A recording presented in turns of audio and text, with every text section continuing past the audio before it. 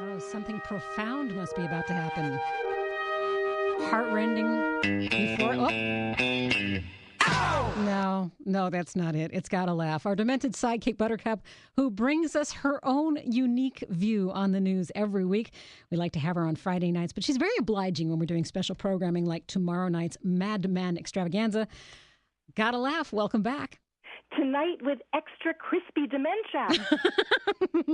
I don't even want to ask how your dementia gets extra crispy. I'm finding that frightening thought. Hey, did you hear that? I was about to say Barack Obama. I have no idea where that came from. Oprah Winfrey is going to give it up. Well, I did. I was breaking it on the political carnival as it happened. You know what I think? No. What? I think she bought ACORN. I think that she's planning to take over the entire country, starting with ACORN, because she is quitting right around 9/11, and I think there is a conspiracy. Woo! Actually, what I'm seeing, the speculation that makes sense to me on the internet is that she's interviewed Palin. She can't take it anymore. That's it. She absolutely couldn't. The reality is that she's starting her cable channel. So that's the real reason, if you want to get all serious about it. This is not what we bring you on here for, Laffy. I mean, you're going to get serious. You can go talk to somebody else. You are the levity amongst all the horrible, dreadful topics we have to talk about. Yes, I'm so funny about the bad stuff.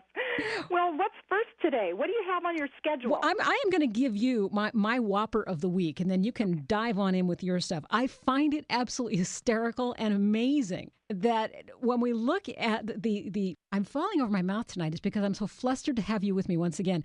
When we look at the fight in the 23rd, where we've never seen a Democrat, in all this time, that we've never seen a Democrat take office there before. And it was big news on election night. And then it was, did I concede? I didn't mean to concede. So we're going to do something else now. And the long story short is that Doug Hoffman, who first conceded on election night, and then he unconceded, and then he wanted a recount. The recount didn't look right. So the big whopper now is it's ACORN's fault. He conceded that he unconceded his original concession and wants to reconcede the unconcession of his concession. Is that what you were saying? Something like that. But then, of course, it all turned out to be it's another theft by the left. It's a big theft.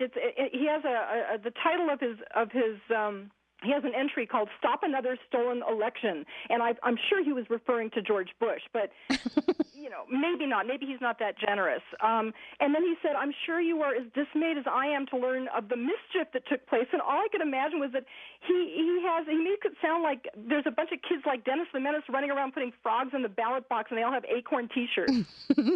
That's a better imagery than a lot of the things I thought about during the George Bush era. So I thank you for that. Yes, indeed. Well, he also says that it's not the first time for the ACORN faithful to tamper with democracy. So now it's become a church. He's now deified ACORN. But the funny thing is, he has no specific evidence of any of this. Evidence? Boy, you are a left-winger. You just way come from the liberal side. What was I thinking? What's wrong with me? Now, we got a roster of stuff that you had ready for me this week. And I want to assure everybody, Gotta Laugh comes on from the Political Carnival. And I love having her on. We have a lot of fun. But they cover some very serious topics. And there's one that you glommed onto before I saw it anywhere else. And that is someone serving her country in the U.S. military forces, and essentially has been pushed in a position where she had to choose between staying home with her child, who would be otherwise alone, or going to Iraq with her company. And it looks like she is paying the price for this. Yeah, they were going to court-martial her. They haven't done that, but they have kept her at the Hunter Army Airfield in Georgia. She's 21. She has a 10-month-old baby boy, and she would have to deploy. Well, originally it sounded like the Army was going to make a deal with her, find a home for the child first, then we'll deploy you. But then it looked like they reneged on that. So she was running around looking for a place for the child, and a friend of mine on Twitter thought he could take the child because he lives in Georgia. Well, it turns out that her name is Alexis Hutchinson, by the way, and Alexis's family is in the Bay Area in California. So my friend got turned down. There was a military, I think it was a Marine reservist, a gay couple that also offered, and 23 other people offered to take the baby. Meanwhile, poor Alexis is facing charges of going AWOL, of desertion, of failing to have a family care plan, and the Army requires that if you're going to be deployed, and of disobeying an officer. So she's got all these charges that she could face. Her mother was going to take the baby, but the mother, in other words, the grandmother, runs her own daycare center, and she cares for 3 other relatives with illnesses and special needs herself. Mm-hmm.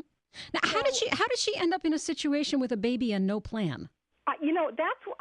I've asked everybody. I've talked to, there's a guy, Jeff Patterson, who's a Marine, who is Courage to Resist project director, who is trying to help her out. I asked him directly, where's the father? Does anybody know? All we know is that she's not in a relationship anymore with the father, and we don't know anything more. I can't get an answer. And the only thing he could tell me, and this was as of today, was that right now that Kamani, the baby, is with the grandmother. She can handle him with a lot of help from her friends for a few days, and they're hoping for some kind of quick resolution, and that the family and lawyer are so overwhelmed at the moment with the press that he couldn't give me any more information. Gotcha. Okay, we're going to stay on top of that and try to, for one thing, hope to all see a resolution to this, but also to find out exactly how she ended up in this kind of situation. Yeah, you think she would have planned. You know, you and I had a talk behind the scenes here about exactly how much attention to give a certain lady whose last name begins with P, and I guess we got to talk about her a little bit because you've got some good stuff on the divine Miss Palin. Oh, yeah, we kind of have to. Just a bit. Kind of in our faces. And, we're talking about the Newsweek cover, and she's in her running shorts. And the thing that nobody's really mentioned that much is that she's also leaning all over an American flag that's draped over a chair. Yes, isn't it odd? Nobody was talking about that? Nobody really. I mean, I heard it mentioned once. I mentioned it in my blog post, but if you look at the picture, that it's just draped. That's not very ceremonious, and she's just leaning on it with her exposed elbow that isn't wearing pantyhose. Just another prop. Yes. She likes to use her baby as a prop, and now the flag is a prop. So it's very odd. I was kind of torn about this one. I understand people saying that this was a sexist cover, and of all of the pictures they could have chosen, why that one? On the other hand, if she's going to pose in pantyhose and shorts, why does she expect that we're going to take her that seriously? And she posed for Runner's World. I saw some really interesting discourse about this, and it really is something that you have to think over, because there was the group that said that's incredibly sexist to put her up looking like that, and the response naturally was, hey, she posed for those. Well, she didn't pose for those for Newsweek. But the one that put the capper on it for me was someone who pointed out that she had been depicted on the cover of Newsweek before, and she complained that she was made to look ugly. Oh, I remember that. I posted about that because it was a big close-up. It was almost like high def. It would be the equivalent of high-definition television. And she complained that you could see every pore. And so the one, she's not pretty. The other one, she is too sexy. Maybe the next one will be just right. She wants to look really, really cute. That's the whole thing. She wants to look cute but be a real woman. And we have a real man in our last story, and that's the man who takes it on every year to defend Christmas against the annual war against it that doesn't exist. Oh, the C word, the Christmas word, yes. Yeah. It's the American Family Association.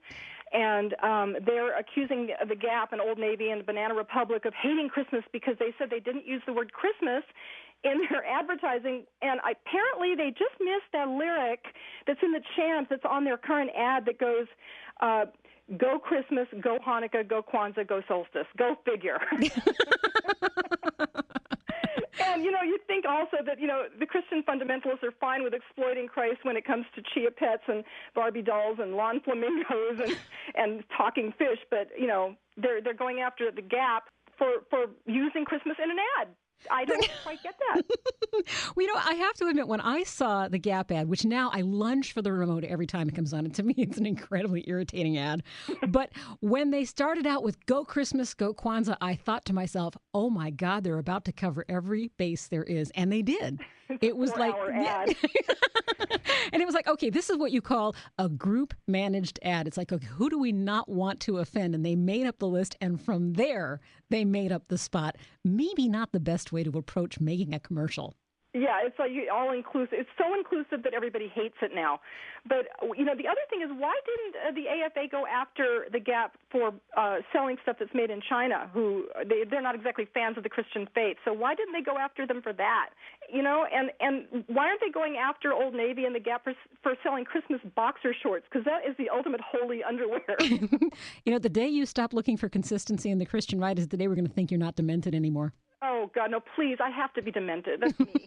Well, just keep reading the news and you will be fine. Laffy, I love having you. Thank you so much. And we're going to see you next week in your accustomed appropriate time, which is Friday night. So, like home. I know. And but we shan't miss you there because we have so much else going on. It's only Saturday that the hangover will kick in and I'll say what's missing. No problem. But we'll get you there the Friday after. All right, girlfriend. Thank you so much. Thank you, too.